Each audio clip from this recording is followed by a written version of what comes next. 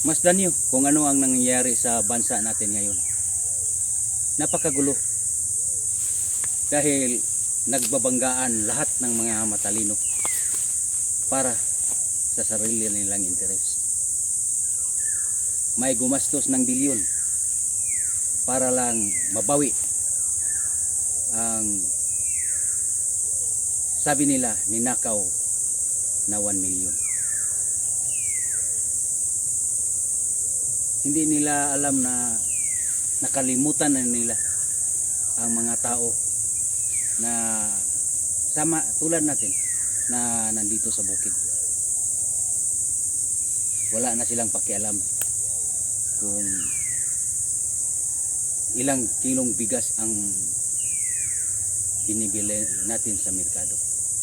Basta lang makuha ang sarili nilang interes na manartili sa pwesto. Kahit gagastos tayo ng bilyon-bilyon, basta lang may pagkakataon sila na sila ang humawak sa ating gobyerno. Kahit na tayong mga tao na nandito sa bukid ay nagtitiis sa mahal na mga bilihin. Buti na lang na para sa akin hindi ako naapektuhan dahil sa mga ginagawa ko o hindi ako na kapag sali sa kanilang mga adikain doon dahil sa aking tested and proven formula na MORTS. Dahil kung makikita niyo sa aking likuran, hindi ako nagbindalo kundi nagbind rambutan ako. Binabaluktot ko ang rambutan para hindi masyadong habog o mataas pag mag-harvest tayo.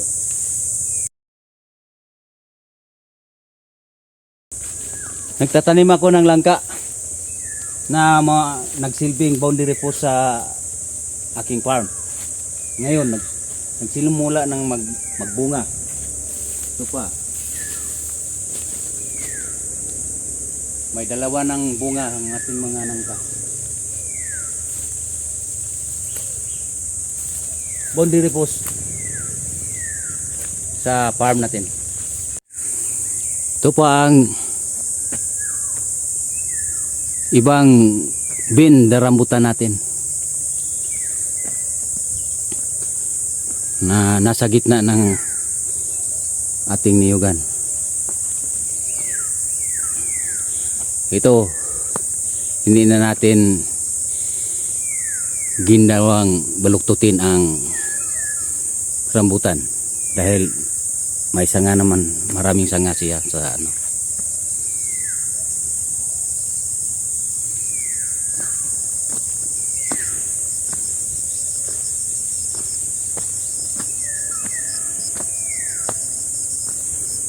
Hindi na mulaklak ang yung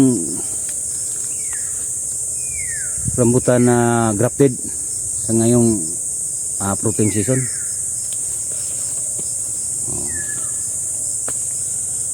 Sagbot ka adyo kay pilahay ron kita ra may mag hilo-hilo. Pero at least meron ka na tayong mami-maintain pag may oras na tayo. Dito tayo magpapawis kung gugustuhin natin.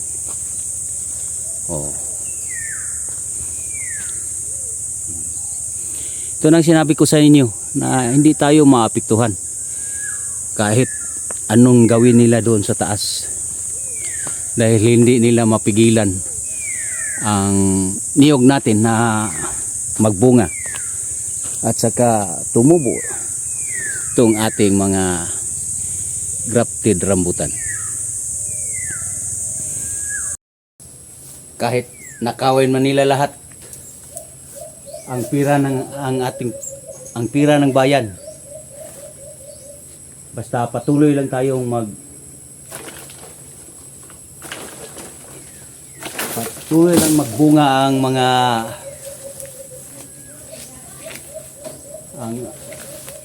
niyugan natin, hindi pa rin tayo maapektuhan. Kainang paghihapon tagbutong.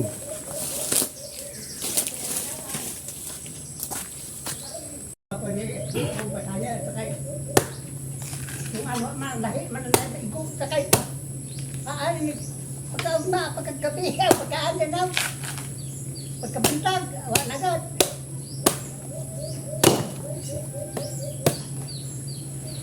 Ato po kay Simba pa man ko ito. Dito ko man yung dito ko ikaw na itong pamahaw na. Maawa po si Mingkay, palit rin gito red dun siya. Pagpamahaw na, ito pagka hapon na tinakot ka. Kaya paano? Nahasupak to. Ebaw.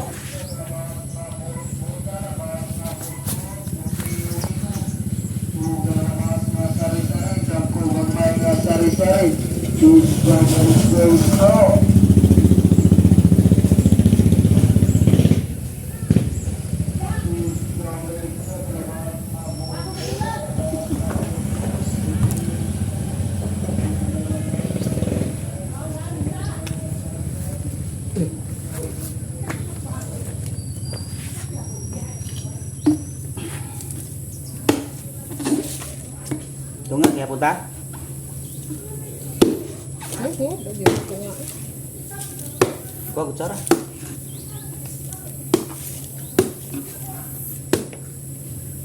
Para lang sa'yo.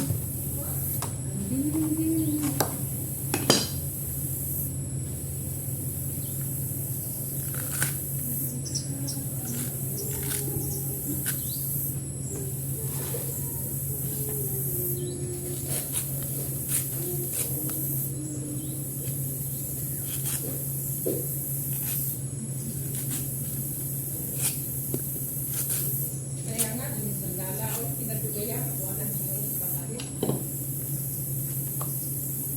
Iabot na lang magkasali mo. Dako imo kay pinangga mo kana. Mahal na ba doon ang sandala? Original kunuhay, pero mura magpiki. Nay, gamay na kaadyo hingusod, anang ngana na o? Di parihan ang ubang sandal nga mag-abot sa Di na kamo to palit og liguno nila.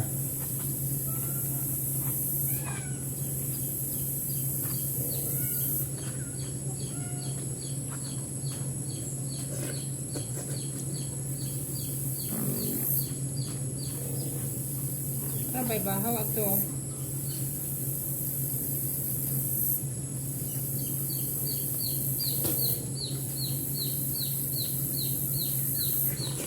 Iso, di mo sa rep at karne, at kuhan.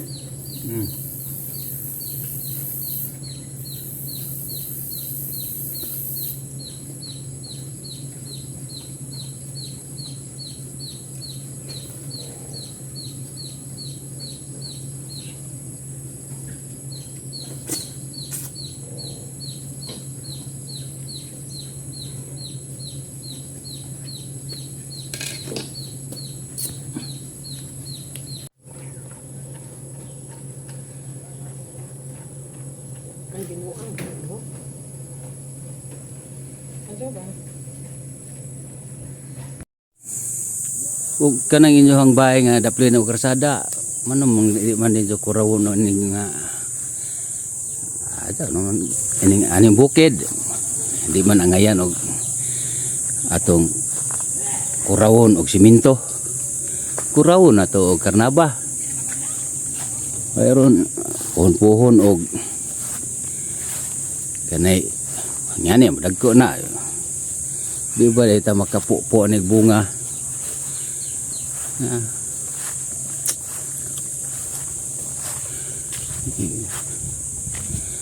Masay may nahitabuan ni Rono. Ini ting bunga karnaba mamupo punta.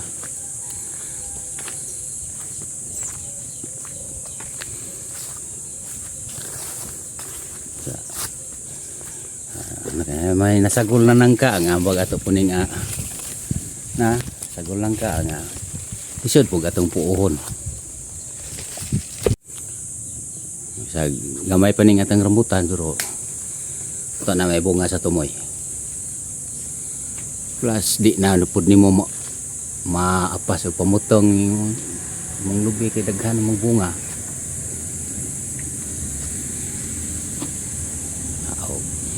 Tingbunga na pug mangga mo yaptong paaputon kay ron ka pupo ta ni. Bahalag 22 sila kaadlaw maglalis dito sa Senado. Basta kining ato ang avocado padung na tawa ka harvest ani nakabunga ni kausa. Di na mapas atong nangka. Nangapuwak na laman kay sa di na pumatabang og atong kurto ni og ganahan mumutan tanon magkutuwat na po tani ako te kalingawan nga baboy kay malinaw mabuta og maglawog-lawog ta labunan anay ato mga baktin nga pabuton.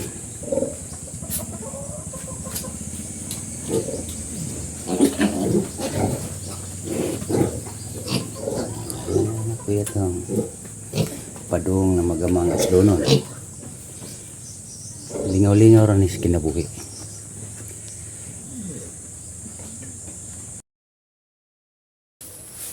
Mo nga kita nga niya sa bukid. Adto mo paapekto dito sa ilang mga kalihukan dito sa itaas. Kay maghuwat ta tawag usaon nato nila pagsulbad. Ang ato lang nga dinikit na din sa bukid. Di na to mapasagdan nga ato ang mga luna o ato mga nataran nga ngani ang magtubo sa ato ang mga kasutaan. Sagupan ninyo kining ako ang tested and proven formula nga MUERTS kon maximum utilization of idle resources and time scheme. Kay kining maong formula mao'y hinungdan nganong ning asinso ta. Usa di ta maapektuhan unsay ilahang mga gipambuhat dito sa taas. Ila na ng mga sa mga bright ra tingali na nila ilang una. Basta kita padayon ta nga mag-establish o i-maximize na to ang paggamit sa atong resources. Unsa nga resources kining atong juta nga daghan pa nato dinhing kasutaan nga ingani ingon ani pa ang itsura. Kung inyo ning hagbasan tamnan ninyo og kanang mga perennial crops sama sa akong gihimo 5 ka tuig duna na mo dugang sa atong kita. Kining atong paagi sa pagka milyonaryo dili ni kilat nga moabot daton kundi nagkinahanglan ni og taas-taas nga panahon para imong makabot ang inyong mga plano o mga damgos kinabuhi. So dinero ko kutob og bye-bye. Bye-bye.